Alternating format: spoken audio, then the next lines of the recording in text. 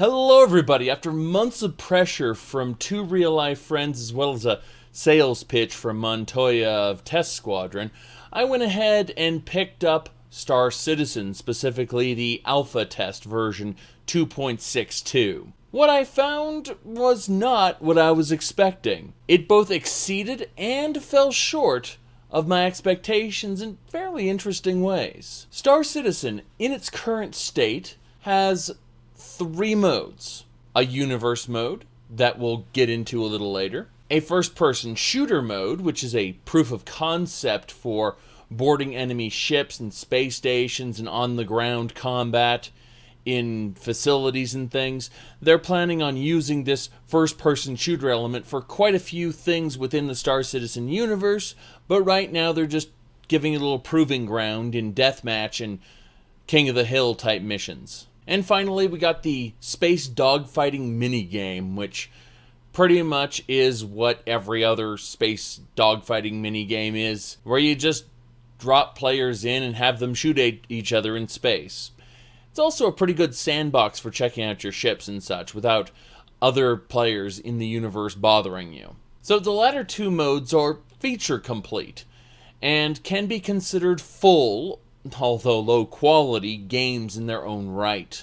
Whereas the first one, the universe, is an incomplete sandbox, hoping to represent what the game will be someday. The universe servers currently boast 24 players apiece, with a large contingent of NPC pirates in various areas and mini-missions to do, which are generated automatically. The community expectation, I'm going to be saying this term a lot, the community expectation is that the player limit will skyrocket to MMORPG-esque levels in the next few updates, as the engine's networking code is currently undergoing an overhaul, pending the upcoming 3.0 patch, which I'm told will revolutionize everything. You see, Star Citizen started on CryEngine, an engine that utterly failed as a business model. Although it did work in small level-based games, to do a huge open universe like Star Citizen, it really wasn't working.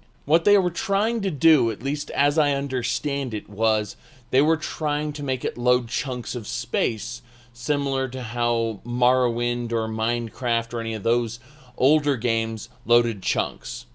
Star Citizen in its current implementation uses nodes that you can fast travel between, each section of space being its own level running on the server at once. So there are tons and tons of areas, but ultimately it's all in a very small section, what is supposed to be a sprawling universe. Since CryEngine has mostly been overwritten, and upcoming iterations have been entirely replaced with Amazon Lumberyard, the remains of CryEngine that have been streamlined and fixed, the community expectation is that they will be taking advantage of this newly streamlined and fixed engine to make the game much, much better than the one that is currently accessible to players.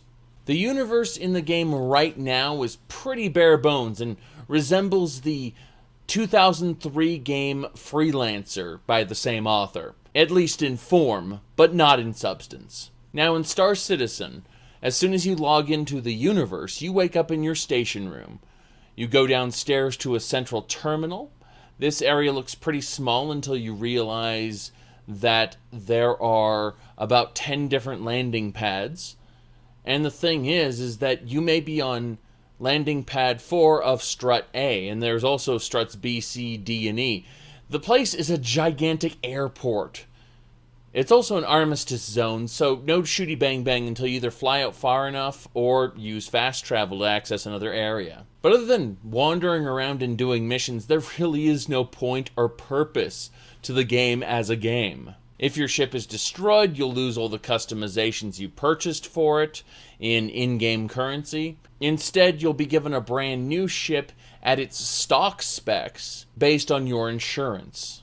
You can buy insurance with in-game currency, and you automatically have it on all the ships you purchased with real-life money to support the game. Once you become adept at finishing missions, the currency is almost an afterthought.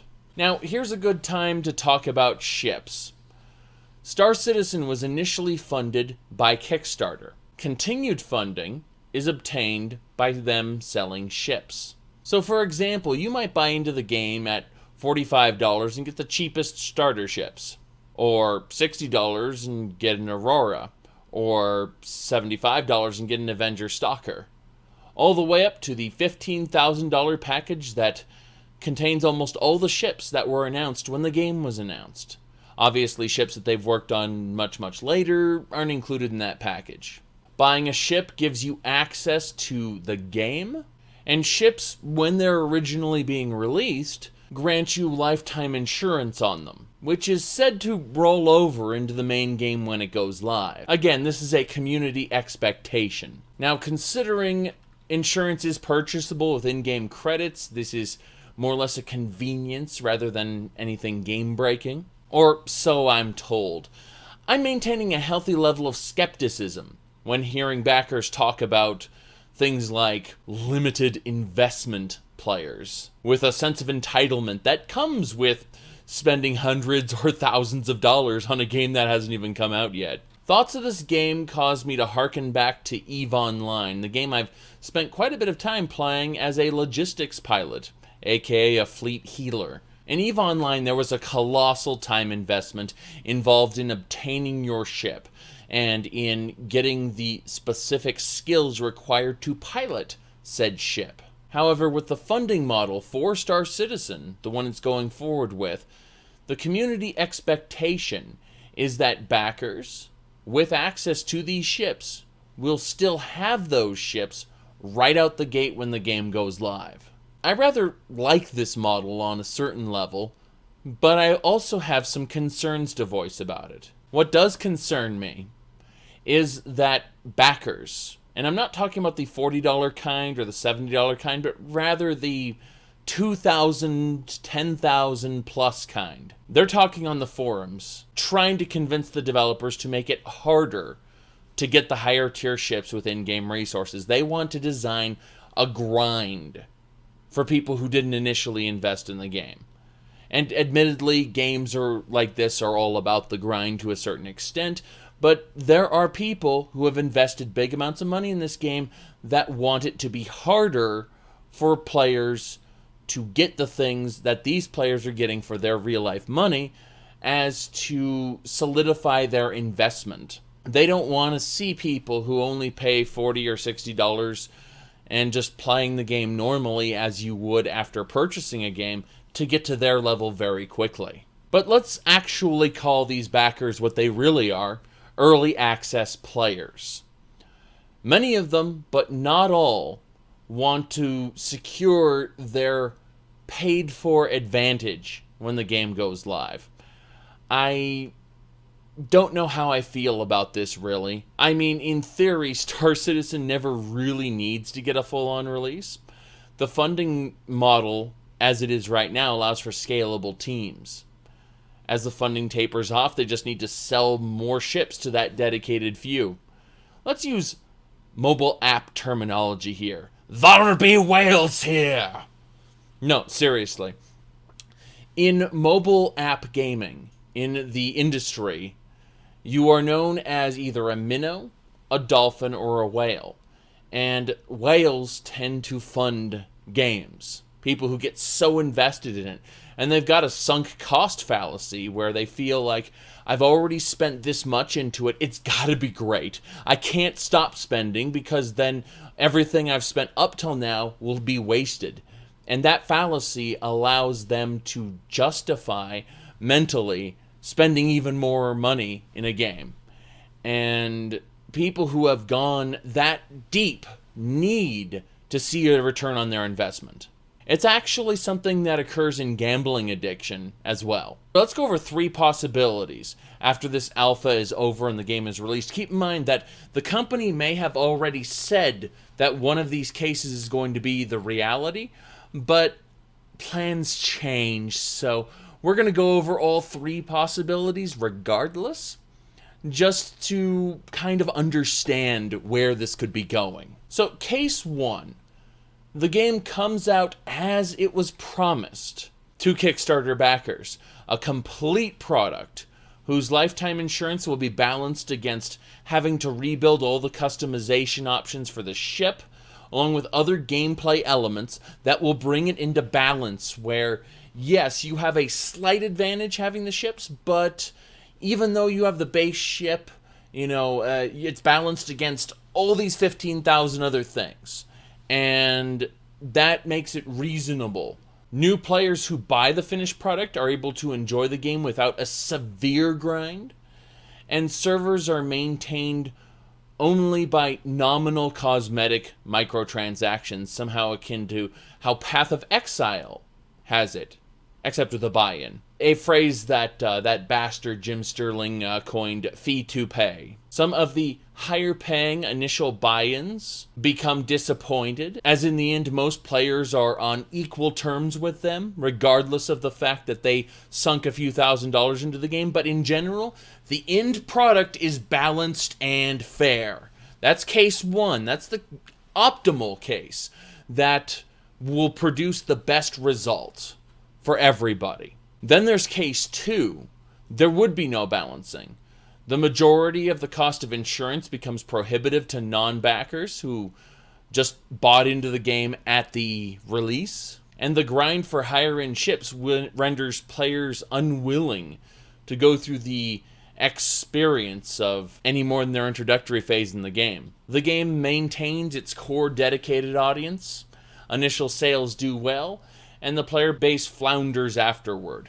This would not be a good thing. We need balancing, obviously.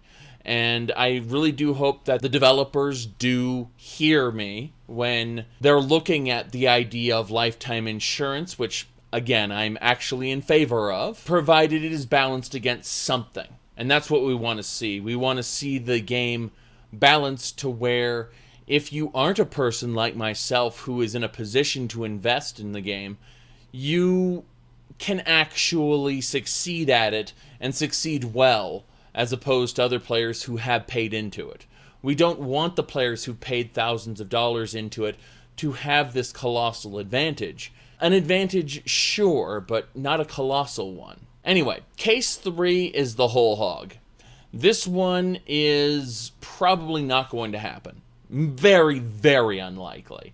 In fact, the developers will probably say it's never going to happen until it actually does happen, which, again, we're saying no, never going to happen, but the possibility exists regardless. I call case number 3 the whole hog, where the game maintains its premium elements, or gets them back at a later time, where players can buy in not only for cosmetics, but also for in-game advantages, what is referred to as pay to win. For an alpha test, nobody cares how much you've paid into it, in the results you get, because we're funding the alpha. No problem. I'll talk about my level of investment later. This is a way of funding the project. However, once the game is released, once the game is reaching its final form, those buy-in elements need to be removed. Otherwise, we will end up with the whole hog. This may happen if they decide to abandon the premise of a complete game product and push the entire games as a service mentality. That is a full-on MMORPG. This is, again, by far the lowest possibility, but never ever discount what happens when a company is used to receiving vast amounts of money and doesn't want to stop getting those vast sums of money. Again, lowest possibility, but if it does happen, it's going to be kind of funny. Now, it's very easy to proclaim at the top of your lungs, they would never do that! But both their development goals and their terms of service have changed since the project initially started.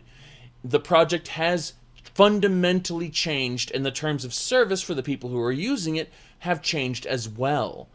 I've looked into the history of the game, and the scope and scale of the game is not as it was originally pitched in the Kickstarter. It has evolved. Many of the people who originally wanted to see this game go forward were seeking out an experience similar to Privateer, except modernized the hell out of. That's what they signed up. And now, seeing the game change a little bit from what was originally announced, they're starting to worry. While those who invested deeply in the game and continue to seek out that MMO experience and are looking at what the game is looking to become, they are reassured that the development is ongoing and proceeding in the direction they want. So there's kind of a divide within the community on that sense. But the people who are feeling off-put by this sort of thing, they are a silent faction because they've already given up on the community. They don't argue about it. They don't talk about it. The people who are vocal within the community are those who are supportive of it, supportive of the game, supportive of the hype, who not only want this game to succeed, but want to perpetuate the idea that everything's fine and that there's nothing to be concerned about when these concerns are in fact valid. One thing to consider, and a lot of these people who have concerns about this project have considered, is that we've seen the creator of Star Citizen work before. The man's games get stuck in development hell with feature creep, where he just keeps adding more and more and more, which may not be a bad thing for Star Citizen.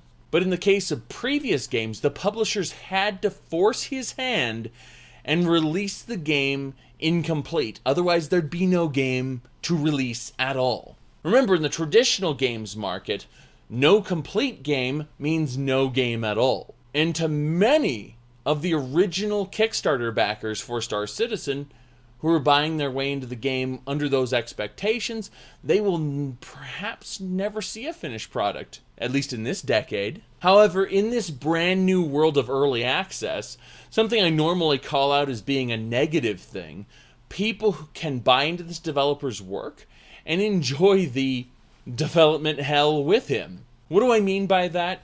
Well, if you legitimately enjoy what has been created thus far, or what is actively coming out the development pipeline, you can expect to see a steady updates over the next however long it takes him to put out his product. By the time you're getting sick of the existing material, boom, there's a new update, go check it out. So to that end, we can liken it to something like Rust or Ark Survival Evolved, except in space with ships. But one thing is sure, though, the creator is no longer bound by publishers to release things early, so he can complete his vision, for better or worse. Due to the state the game is currently in, a technical alpha, there are large sweeping changes on the horizon. Aside from the space deathmatch and the first-person modes, the main universe is pretty bare bones, with a sparse amount of missions you can do, with no payoff other than a little bit of in-game credits. There is no faction system, there is no territory to claim and own. None of that stuff is in the game right now. As it stands, there is no point to the game right now. That said, even without an objective purpose to the game, the community for Star Citizen is extremely dedicated. Many of these big spenders have flight sticks and pedals, face tracking, and more. Hell, back in the day, I used to go to my local virtual world and play Battletech in these big pods. Every single switch and button in that cockpit actually had a function in those pods, and it was glorious. So I can totally see where they're coming from, spending a couple $100 on a whole setup with sticks and pedals and eye tracking. Yeah, I can definitely see that. So what do you do in a game that has no point? Well, you partake in the testing of the game. You try things out. You send out bug reports. You fly around in space. And most importantly, you interact with the community. To your average video game player, this is utter madness, because complete spacefaring games exist right now. But if you attack this instead from the mindset of a flight simulator community, it starts to make more sense. But then, in response to a discussion that I was having with one of the community members, I was able to frame the entire current state of the game into one of my real-life experiences. You see, my father was into Lionel trains. He actually owned a complete train set. I haven't taken the thing out of storage in years. However, my father-in-law is also into trains. Even before I got married, the man and I discussed trains for a while.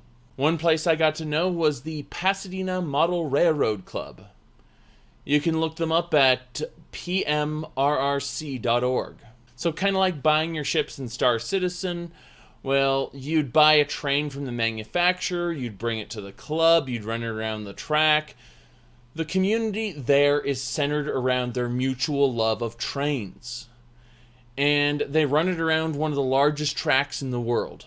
Likewise, Star Citizen, you buy a ship, you bring it to the game, you fly it around virtual space with your friends in the community. Grown men and women playing trains, or in this case, grown men and women playing spaceships. And for what it is, it certainly isn't bad. In fact, I had a lot of fun, and I think anyone who has that hobbyist mentality and really, really likes spaceships is going to love Star Citizen. But as a video game, just no. Now, having said all of this, I really haven't touched on my personal experience having tried out the game. So here's my first impression of Star Citizen here on screen right now. This pretty much framed everything. I bought into the game at the $75 package because I could, but also because that ship looked a lot cooler than the default one. And what ended up happening is I received one of the most buggy ships in the game. I've confirmed with others that the less expensive ships and the more expensive ships do not contain these bugs. That's the Avenger Stalker. And you can see I wasn't joking. It really is like walking through an airport. It is, but it's nice as a concept. Alright, so this is my ship. Haven't figured out how to get into it. Oh, open exterior. Okay. There we go. Can I close it? There we go. Alright. That'll do it. That happened. I am in the roof. I'm in the ceiling of my ship. This is what we all dreamed of. This was our dream. Right here. Yes. That's your hiding spot, so when stormtroopers get on the ship, you can hide in the ceiling.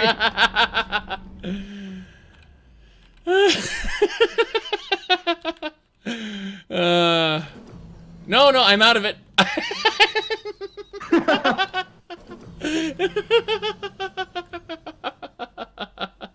Oh my god, you fell completely out of the hole. I am now, I have interesting controls now because I'm like sliding to the side here.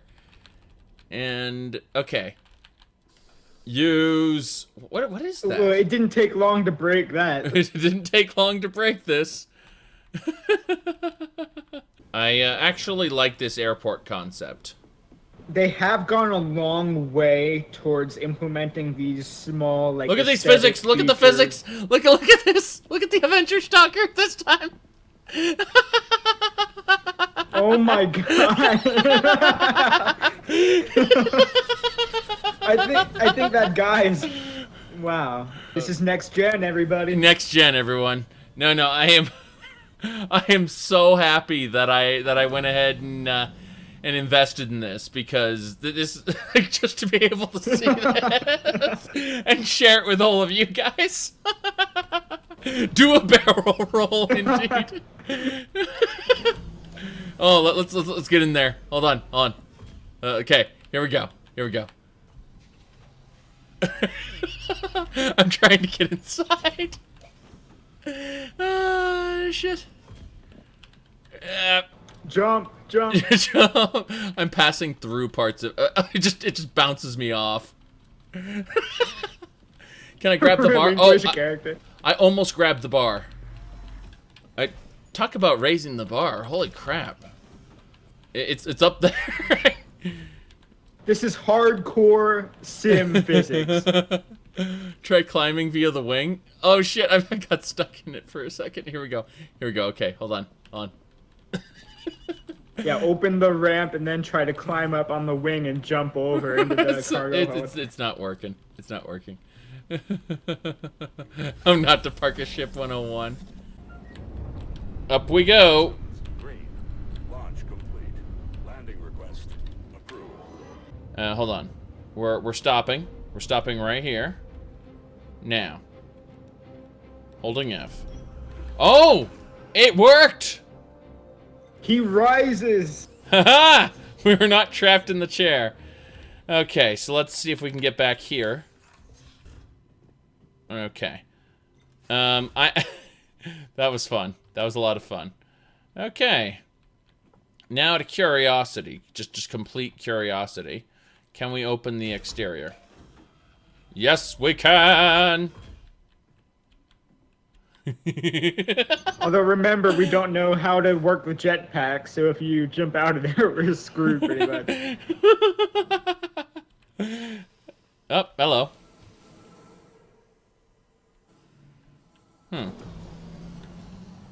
Okay. That's fine. The jetpack automatically engages when we go out into space. Oh, And okay. then you get Yeah. flooded and your ship goes over.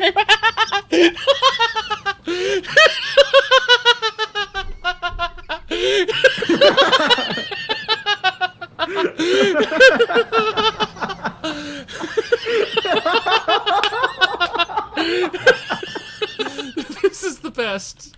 Like I don't care what anyone says. This was worth it. I just closed the back of the spaceship. Oh my god. How do you match the orientation of? Well, this is a rather sticky situation. I'm going this way now.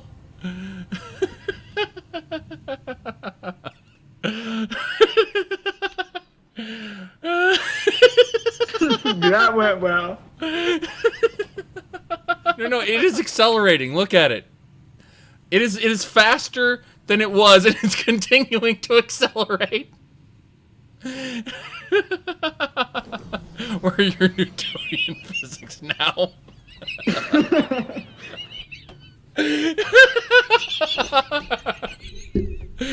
Oh my god, I'm going to die at this rate. It's so Is it just gonna hilarious. explode at some point from the structural forces working against it? I don't think they program structural forces into this game. I think it's gonna accelerate until the engine crashes. Look at my shadow. Look at my shadow on the plane. Like, you can just make it out.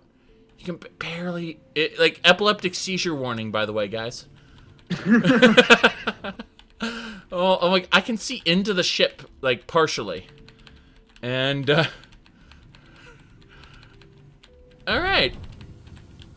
We went somewhere. Oh, you're right. It's also fully rendering the interior of the ship. I'm It might almost start stopped. forming its own gravity.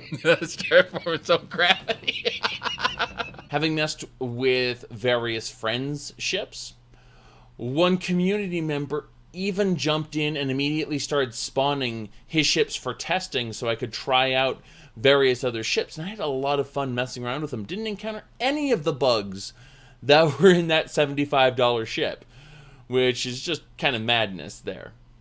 Either way, having spent over 9 hours messing around with various ships, I gotta say the multi-person ships were especially enjoyable. As you have this play space inside of the ship, you have stations for piloting, co-piloting, engineering, you have turrets that you can man, and just the cooperation with other players just makes the game a joy to play. Tinkering around with your own little ship in the same way that folks play trains. Now, that said, there is an update on the horizon. It was announced over a year ago, and footage was shown recently showing off all these things that are going to be in it. We're talking about full-sized planets to explore, with seamless transitions between the space and the planet, objectives to complete on said worlds, installations and other places to explore on those worlds. And as far as community expectation goes, the community believes that this will give purpose to the game universe. This is something I am very interested in checking out, but for now, due to the lack of content, whatever videos could be made have already been made by other people. Most content being made at the moment are either streams or idea videos or, of course, the good old-fashioned compressed versions of Around the Verse, which is the talk show that the company does when discussing updates they're pushing forward with Star Citizen. There are a lot of YouTubers that are already making them into more digestible, compressed versions so you can get the gist of these several hour-long shows in under 20 minutes. And that's pretty cool. Either way, that's where we stand right now with Star Citizen. It has an incredibly dedicated community with not a whole lot to do. It's a technical alpha. My recommendation as of 2.6.2 is not to buy into it. Unless you're really passionate about space simulators, then maybe you should. There's a lot of argument as to what constitutes a video game. But in its current state, Star Citizen makes a poor one, with a lot of really nice stuff to look at. Extremely high-detailed ships and places, all flash and no substance. I think there's going to be a great game when more updates come down the pipe. However, remember everyone, these key words. Never invest more than you're willing to lose. This is doubly true with Star Citizen. It's not a complete product. It's not even a beta. It's an early technical alpha that has great potential to be one of the best space games of our time. Or the most funded failure of all time in video games. I heard someone call Star Citizen the game of the decade. That's bullshit. Witcher 3 is the game of the decade. Star Citizen, full of potential. I look forward to seeing what it will become, but it isn't there yet. And people are projecting their hopes, their wishes, their hype, their emotions into this thing that isn't done and isn't anywhere near done and is quite frankly not ready to play as a video game. But despite all that, all those warnings, everything I just told you, I went ahead and bought a space bike for the next update. Yeah. Don't ask me if something's worth buying because I buy all kinds of stupid stuff. Oh, and before I forget, if you've already bought into the alpha and you don't have a community, you feel like you're alone every time you join the game, you want to see about organizing events, things to do, I highly recommend contacting test.gg, the test squadron. I've had several discussions with members in test, and every single time they've been extremely helpful people who have always answered my questions promptly, and they've just been very helpful. I wanted to see a ship, they find someone who can spawn it for me. I've got to say that my early game experience wouldn't have been nearly as good if it had not been for them. Again, test.gg is their website. While I think they are a little bit on the excessive hype side of the game, if you're willing to jump into that kind of community, I think you'll be right at home. Either way, thank you all for watching. Do expect coverage and at least one live stream, or several, on twitch.tv/Sahakaran when this 3.0 update comes through. Because why the hell not? And who knows, maybe several years from now I'll be doing some large-scale community events in the game. Keep a lookout for more content, and I will see y'all next time.